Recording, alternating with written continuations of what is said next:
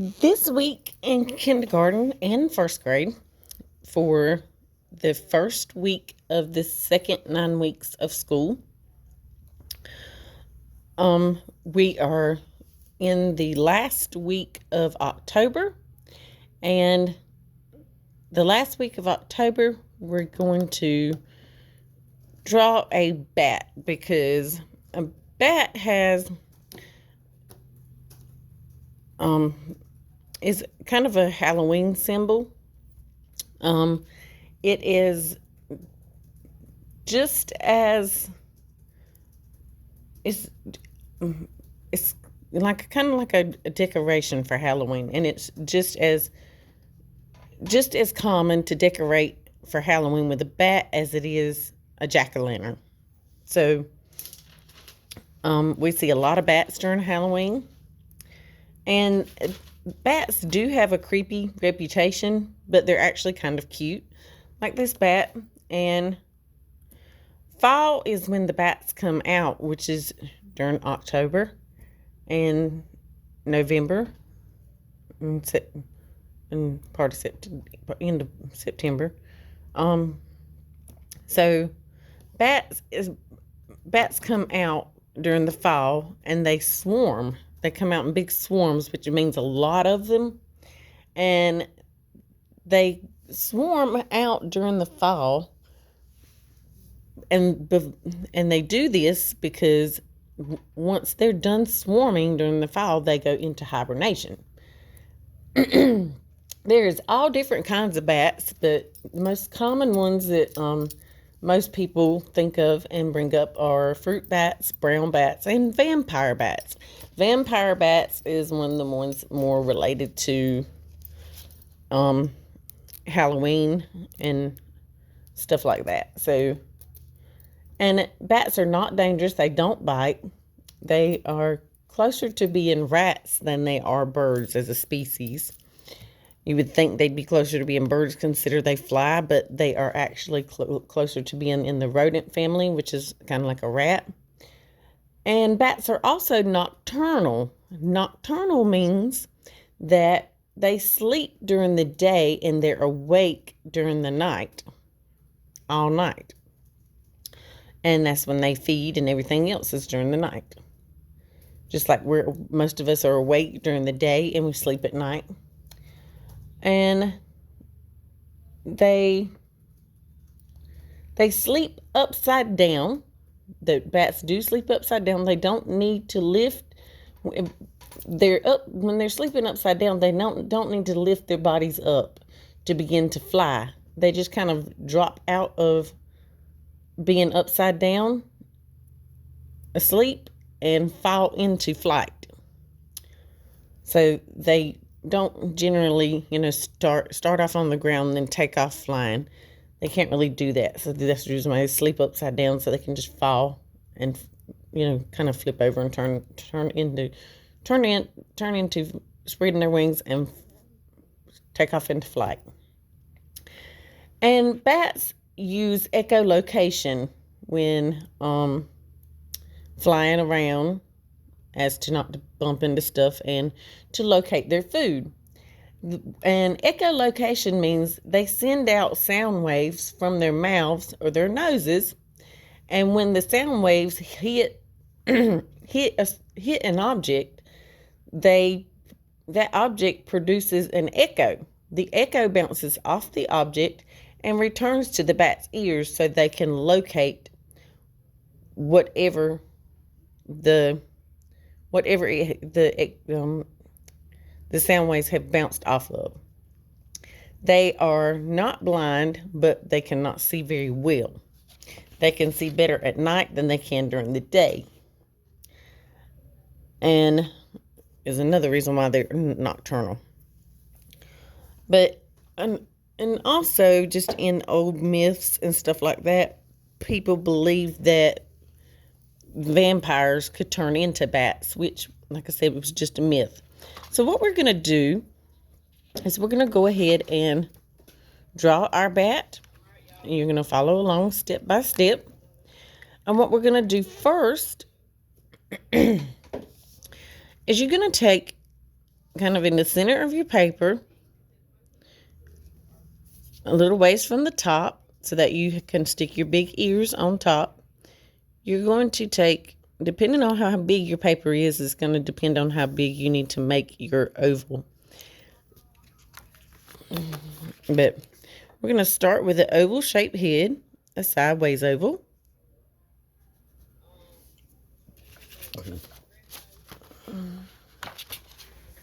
And here are our words for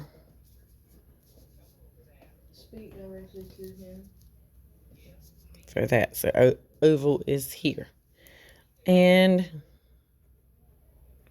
we're going to bring that oval on around. You simply draw an oval shape.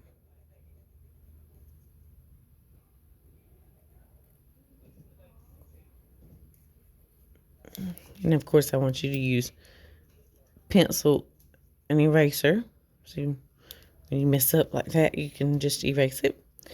And then next, I want you to give it 2 oval eyes and then color those in after you draw them. You're going to color those in black. And these ovals are going to be up and down, not sideways. Then we're going to add another sideways oval for the nose. And then you come back and color that in later. Now, we're just going to give him a smile shape for his mouth. But bats do have fangs. So we're going to put some fangs coming out of the bottom of his mouth, which is just 2 V shapes connected to the bottom of your smile.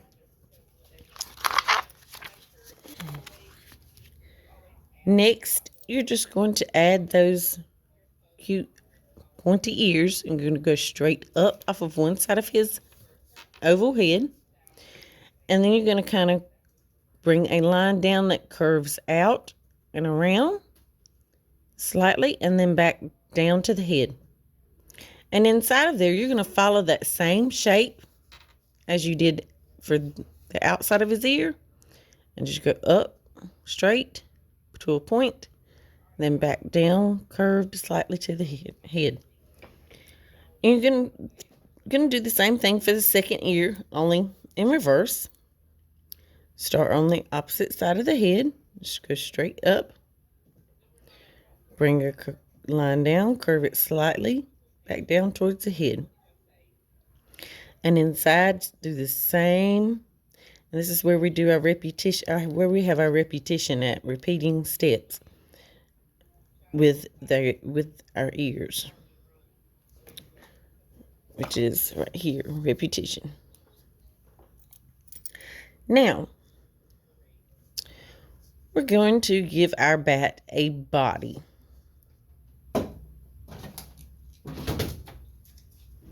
And it's just going to be basically a U shape. So you're going to bring a line down, curve it around, and then curve it back up to the bottom of your oval on the opposite side. So you're going to start on one side of your oval shape and then go to the other side. Now, you're going to add in some little detail on his chest, as if there's like a nightlight hitting him or something. And just do 3 oval shapes again.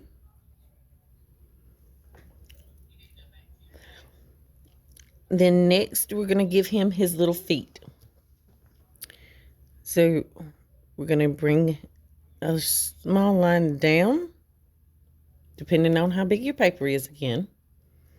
And bring it to a point, keeping it close to the other side because they have really skinny legs. Take it back up to your U. You're going to do the same thing here. Bring a line down to a point, curve it back up to that U.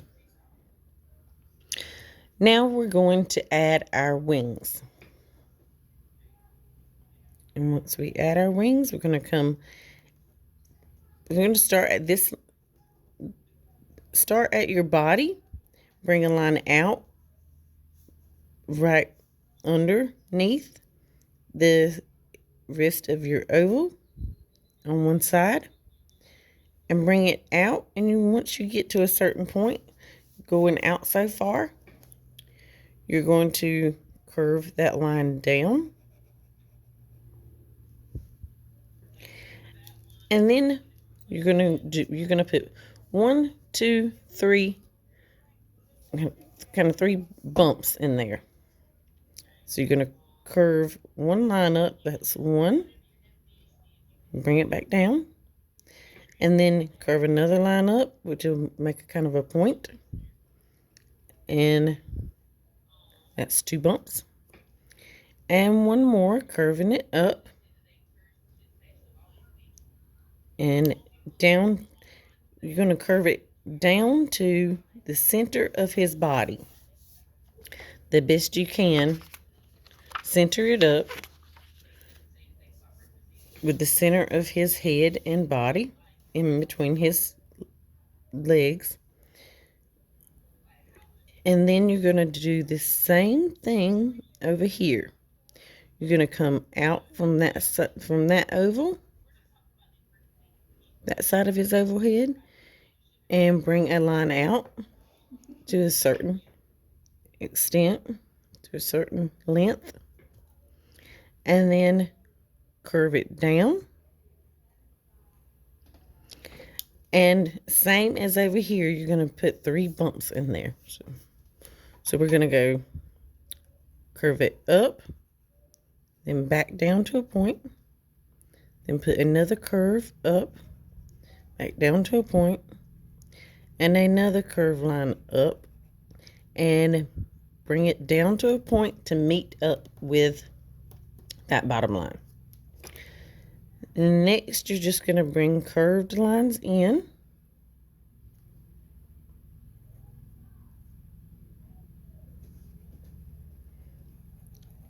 And you're going to take them down to, you're going to start at those each place where you brought those lines out from the oval, and then turned it down, started drawing down. You're going to start at that point, those points, and you're going to 1, 2 to each, the first 2 bumps. And you're going to do the same thing over here. Start at where that line started bending down, and bring it to that first point where your bump is. And then your second bump, bring another line down to it. And then just on each side of the bottom of his belly, on each side of his legs, you're going to just bring some curved lines down to the bottom of those wings on each side. And there you have your bat that needs to be colored. And as we said, we had fruit bats, brown bats, and vampire bats. You're going to just choose, if you don't have gray, kind of like this bat. If you don't have gray, you can color really lightly with black. This one is colored with a gray crayon, but I'll color it with black today to show you how to kind of lighten that up. Or yours can be a brown bat. But first, I'm going to start off with the inside of his ears. And bats have kind of pinkish, brownish, light pinkish, brownish color inside of their ears. And you could use red and just draw really lightly, like I'm fixing to show you with the black. Or if you have pink, use pink. If you have a box of 24 crayons and you have apricot, you could use apricot, which is what is here. But we're going to add I'm going to give him some brown teeth. So we're going to color those in brown.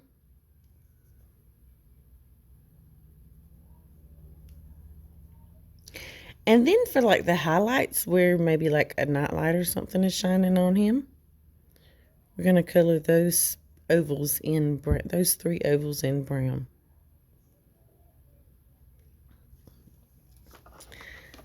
Now, you're going to color his legs in as dark black as you possibly can.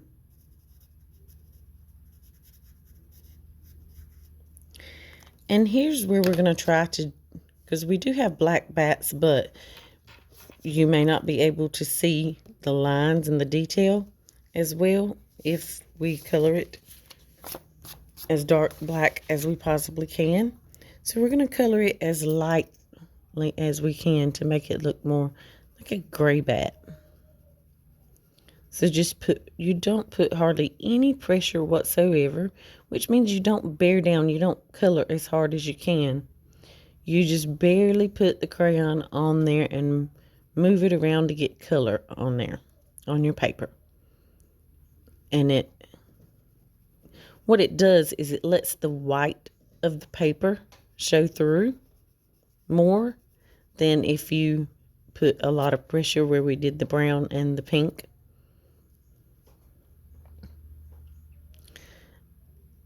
And as you can tell, I'm just barely trying to put color on here. And you could do that with the same thing with the red if you needed to use red where those inside of those ears.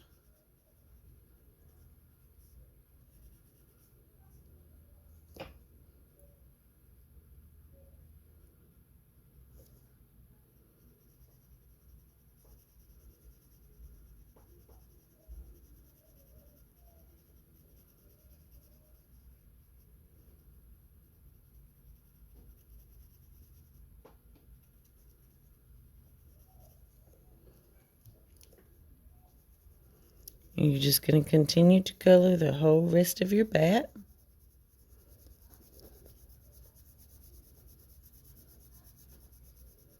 Very lightly with your black crayon. If you have gray, that's great. You can use gray and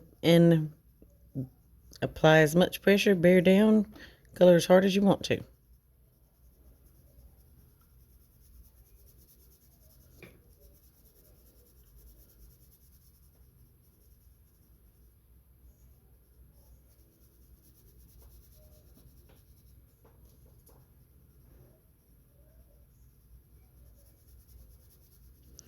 And you'll have a video that goes along with this about, it's going to be a story about bats, or a bat.